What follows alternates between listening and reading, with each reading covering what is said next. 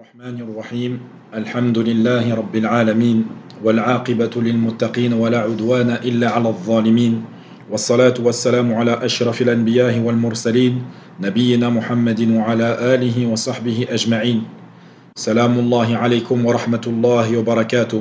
Bienvenue à vous toujours dans cette 35e leçon des leçons de Tawhid qui concerne le désaveu de l'association et également qui adhère et qui pratique ce shirk. Dans le cours dernier, nous nous étions arrêtés sur 3 points essentiels qu'il était impératif pour le croyant de mettre en pratique pour pouvoir prétendre à une foi complète et pleine. Et nous montrions avec des preuves tirées du Coran que le fait d'attester que Allah est l'existant, qu'Allah est le Seigneur et se contenter de cela ne suffisait pas pour pouvoir prétendre à une foi complète. Et qu'il était impératif avec cela de croire et d'appliquer la foi en l'adoration d'Allah tabaraka wa ta'ala, qu'il est le seul qui mérite l'adoration.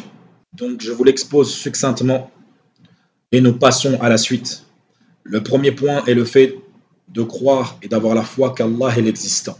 Le second, qu'Allah est le Seigneur de toutes choses. Étant donné qu'il est le Seigneur de toutes choses, c'est-à-dire qu'il est également le créateur de tout à partir du néant, qu'il est le roi, à lui tout appartient, et qu'il est également l'administrateur de toutes choses. Le troisième point, il est Allah Azza wa Jal, Dhul Uluhiyya, celui qui mérite d'être adoré. Donc la foi en l'adoration d'Allah.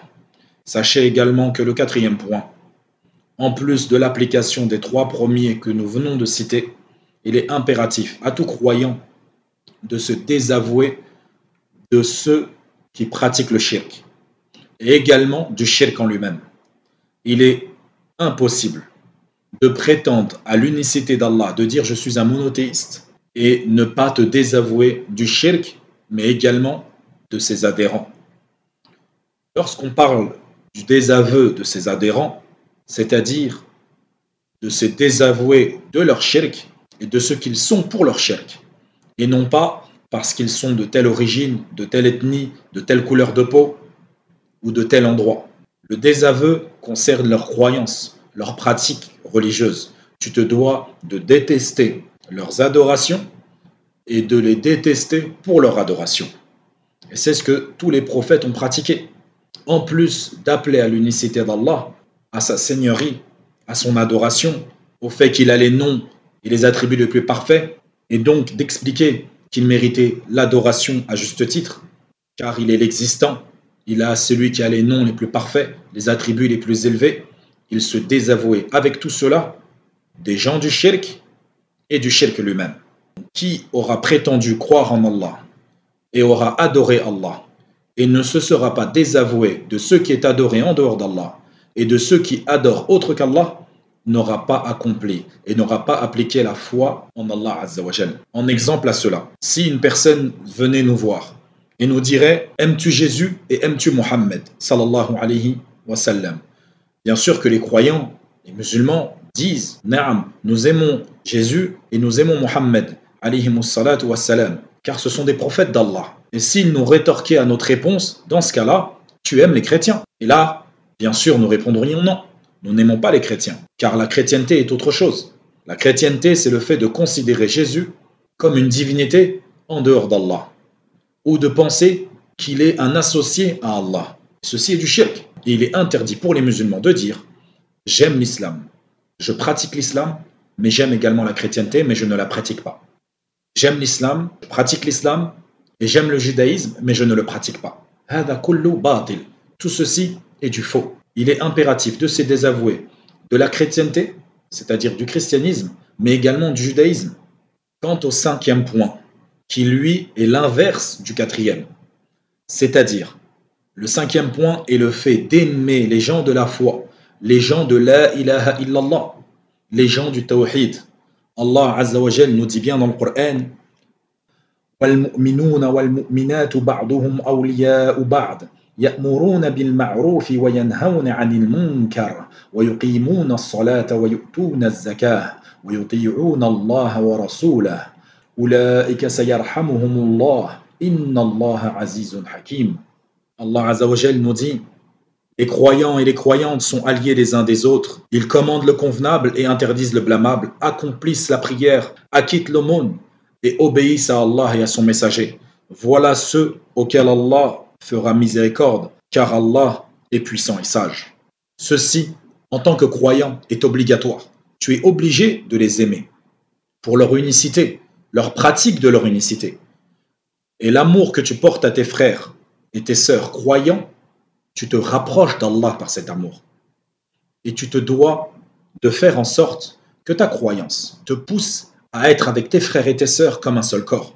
Tu les aides à appliquer leur tawhid, tu te réjouis à leur réjouissance, tu les appelles à cette parole, à l'application de cette parole. Tu es triste lorsqu'ils sont tristes.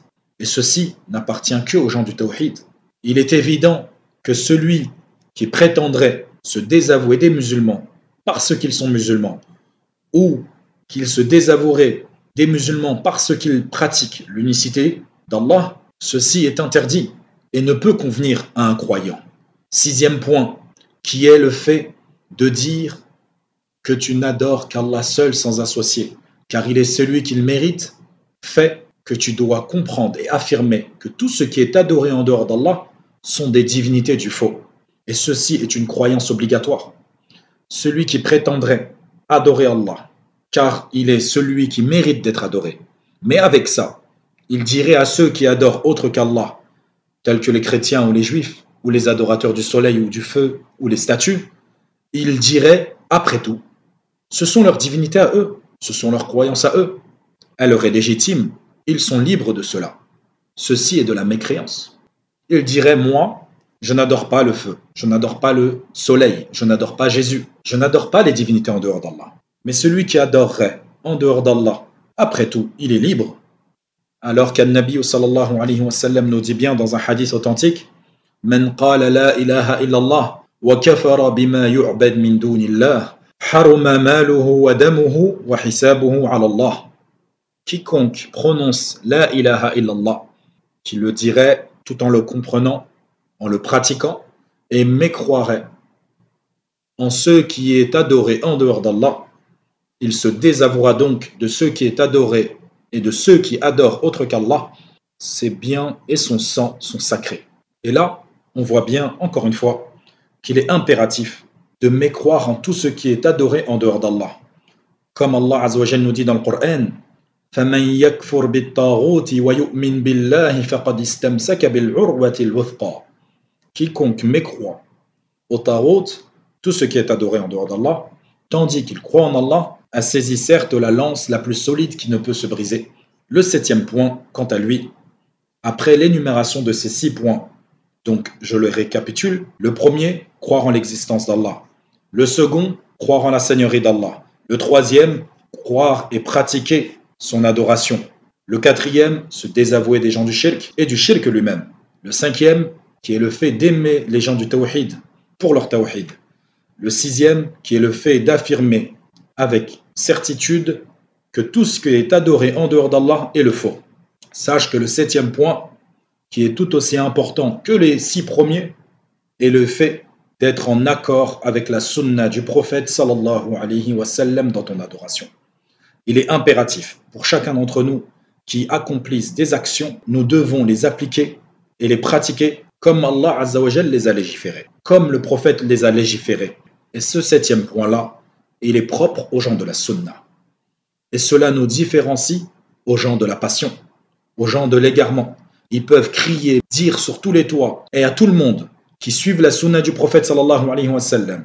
Mais si tu reviens au texte authentique et à l'authenticité des choses, tu te rends compte qu'en rien, ils ne suivent la sunna du prophète sallallahu alayhi wa sallam, ni dans leur apparence, ni dans leur manière de pratiquer. Parfois, tu vas être trompé, car ils vont suivre le prophète sur certaines choses et dévier sur d'autres. Ils vont aduler certains égarés et incriminer des gens de la sunna. Et ceci est une preuve de leur égarement. Et ceci est une ruse de shaitan qui aime mélanger le faux au vrai. Et pourquoi ils ont été appelés les gens de la passion? Car ils ont adoré leur passion en dehors d'Allah. Et c'est pour cela qu'ils ont été appelés ainsi. Et leur passion peut être diverse et variée. Le fait de vouloir se faire voir, le fait d'avoir un poste, une réputation, parfois obtenir des biens de cette vie, Mais les gens de la sunna, ils suivent et suivront toujours la sunna du prophète sallallahu alayhi wa sallam. Et c'est pour cela qu'ils sont appelés Ahl Sunnati wal Jama'a. Car le but des gens de la sunna, c'est le fait de pratiquer l'islam en suivant le Coran et la sunna selon la compréhension des pieux prédécesseurs et de vouloir rassembler les gens sur une seule et même parole qui est La ilaha illallah, avec la bonne compréhension de cette parole et non pas cette compréhension faussée que certains qui disent qu'il n'y a de Dieu que Dieu, ou encore qui disent La hakima illallah, il n'y a de juge que Allah. Je persiste et signe et affirme Man ata'a ar-rasul faqad ata'a Allah. Celui qui a obéi au messager a certes obéi à Allah. Et comme nous l'avons déjà répété à plusieurs reprises, le verset dans lequel Allah Azza wa Jalla il dit وَمَا أَتَاكُمُ الرَّسُولُ فَخُذُوهُ وَمَا نَهَاكُمْ عَنْهُ فَانْتَهُوا. Naam, prenez ce que le messager vous donne, et ce qu'il vous a interdit, abstenez-vous-en. Et comprenez bien ici qu'il est impératif de suivre les traces du prophète sallallahu alayhi wa sallam. Et cela aurait été une injustice de la part d'Allah Azza wa Jalla de nous ordonner de l'adorer et de ne pas nous expliquer, de ne pas nous montrer comment nous devons l'adorer. Et c'est pour cela qu'il a envoyé les messagers, pour nous montrer comment nous devions adorer Allah tabaraka wa ta'ala. Et ne pas faire comme certains aujourd'hui, et ne pas faire comme ceux que nous voyons à travers les chrétiens de nos jours, qui lorsqu'ils veulent absoudre leurs péchés, ils vont voir un prêtre comme s'il avait un quelconque privilège auprès d'Allah en dehors d'eux-mêmes. Il est donc évident qu'il est impensable que Allah Azza wa Jalla nous ordonne des choses sans nous expliquer comment nous devions les pratiquer. وَمِن سُنَّةِ اللَّهِ عَلَى خَلْقِهِ.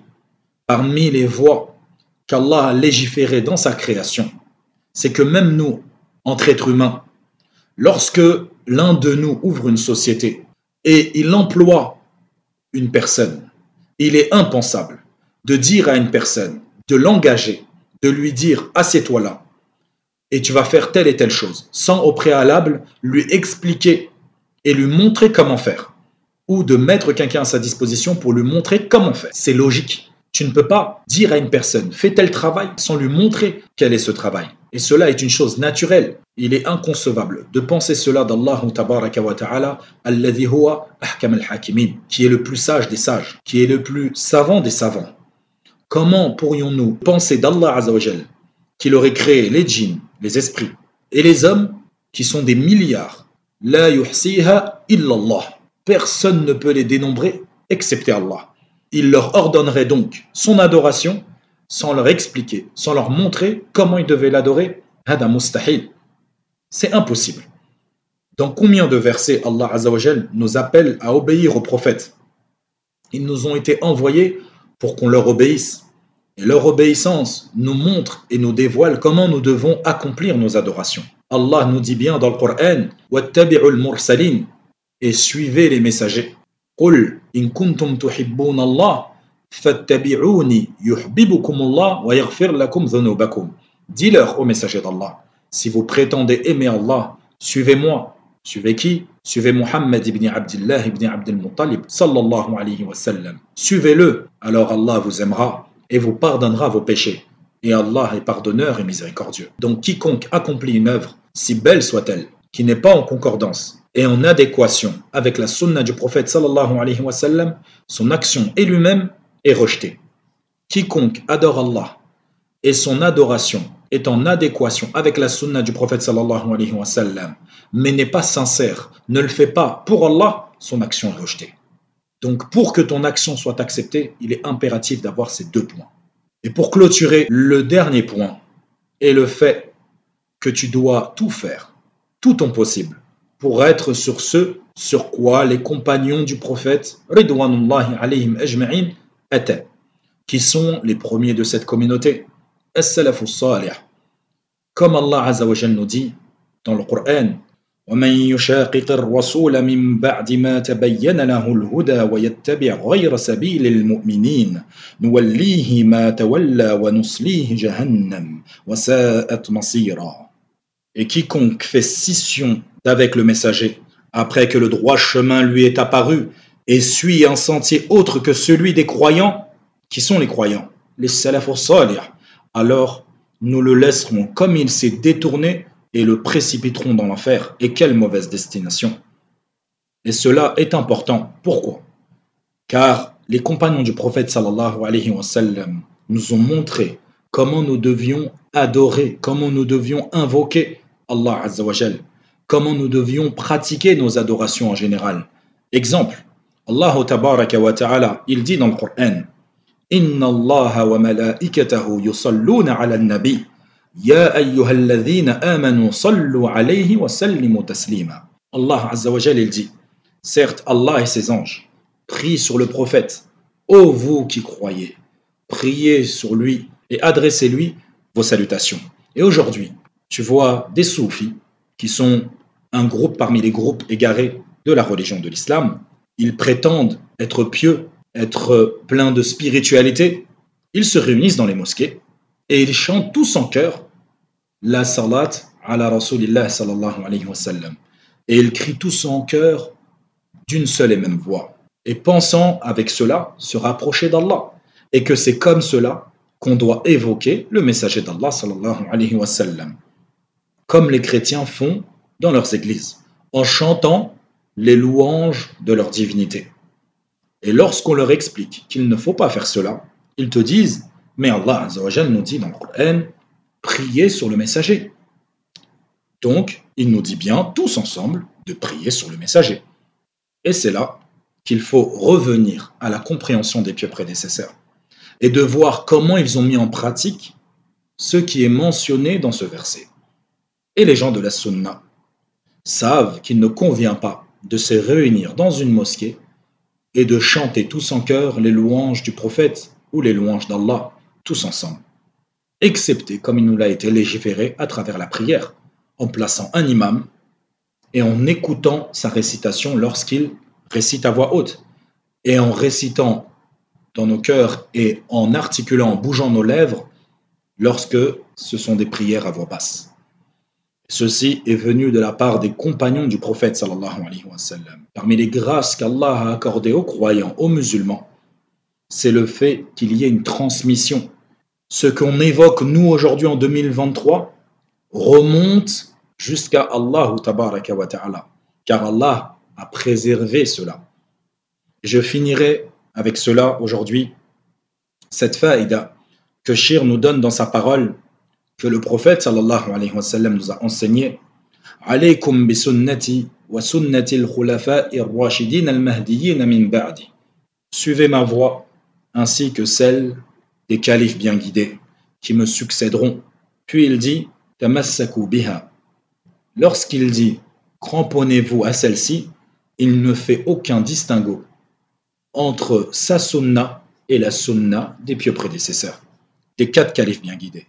Il a donc unifié sa sunna et celle des 4 califes bien guidés. Elle est une et indivisible. Alors que s'il avait voulu la distinguer, il aurait dit tamassaku bihima. Cramponnez-vous aux 2 sunnas, comme si elles étaient différentes. Mais plutôt, il a dit tamassaku biha, car sa sunna et celle de ses compagnons est la même sunna. Ce qu'ils ont apporté est valable comme étant une sunna du prophète sallallahu alayhi wa sallam. فنكتفي بهذا القدر اليوم ولنا بقية. Et les points essentiels que j'ai énumérés, on donnera juste un dernier détail dans le prochain cours, incha'Allah wa ta'ala. وصلى الله وسلم على نبينا محمد وعلى آله وصحبه أجمعين.